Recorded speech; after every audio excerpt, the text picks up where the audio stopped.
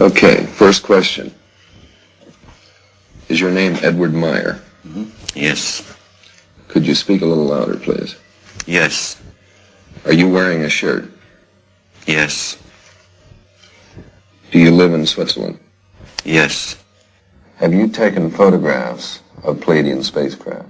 Yes. Do you ride your moped? Yes. Do you receive your mail at Schmidt-Rudy? Yes.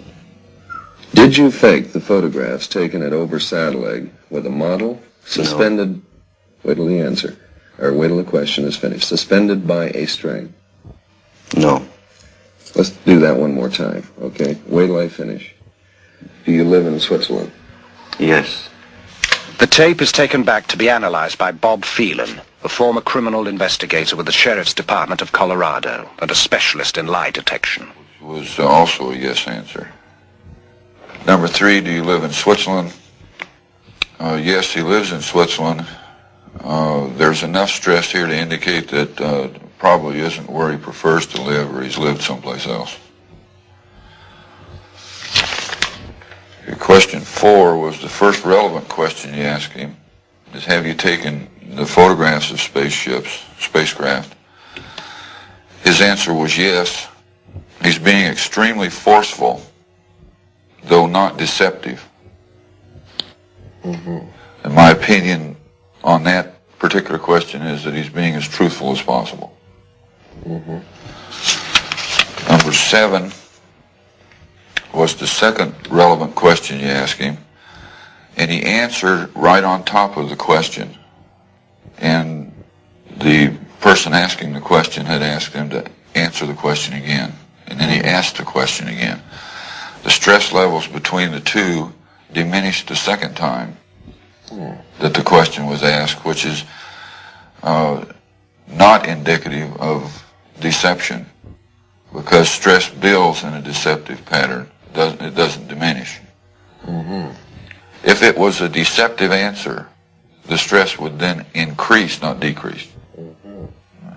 Now, something was extremely interesting to me was the 8th question you asked him on, do you drink coffee?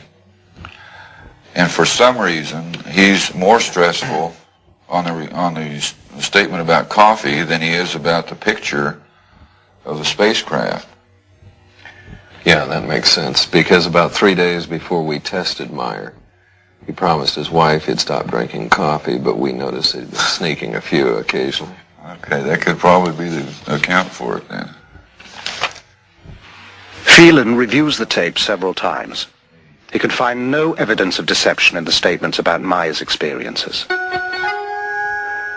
Much of Meier's film has been lost or stolen, but the remaining sequences are, as promised, the most astonishing ever released. In one demonstration, the beam ship flies around a tree, which can be seen to sway in the backwash.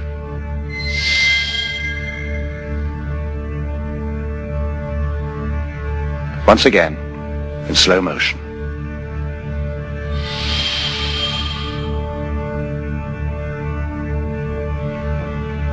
Even slower.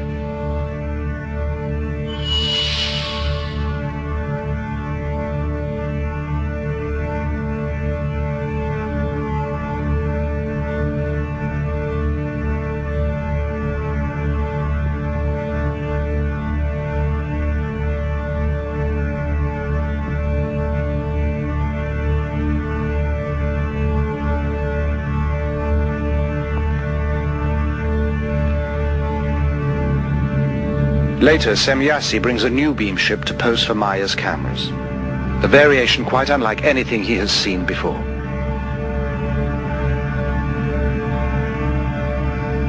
She explains, as best he can understand it, the function of the spheres for propulsion of the craft in interstellar travel.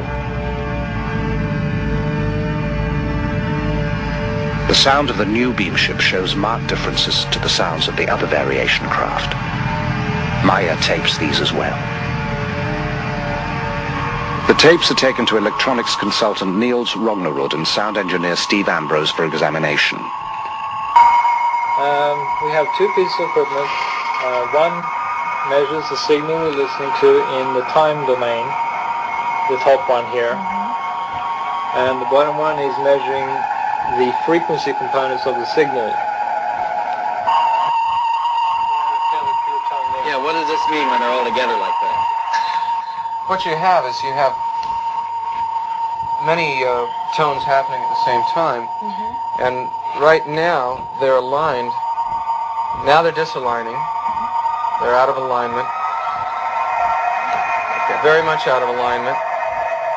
Now they're starting to centralize on one. It's not as though maybe before you had 10 different frequencies at random, and then all of a sudden 9 dropped out and you only had 1 left.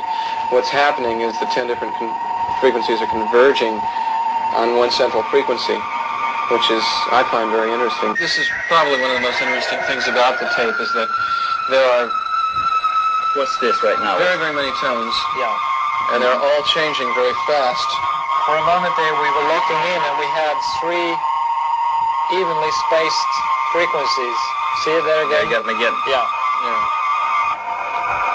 Yes, would it be possible to recreate this sound? To be honest with you, I personally don't think so. There are not synthesizers on the market that have oscillators that change that randomly. Even if you got 9 or 10 of them going, they wouldn't change from those peaks that quickly. So a significant thing is this rate of change. Well, and besides, if you were going to create a noise for a spaceship, you'd be hard put to come up with something as original as this. There's another alignment there. Okay, Lee, what we can do here is... Intrigued by the findings, Lee Elders takes the tape to Robin Shellman, who has studied the sounds of the earlier craft. We're showing this throbbing, modulating beat that we hear on the tape. This beat, or modulation, occurs at these frequency peaks. Each one of these peaks is a discrete frequency. If you wanted to give a visual display, let's say we're talking a motor. Could be a motor, a shaft of a motor with 4 magnetic poles or coils around this shaft. The curious thing about this, it changes from 4 to 5, 6, 7, all the way up to a number that is difficult to discern. At a certain point, you're going to generate a certain amount of magnetism.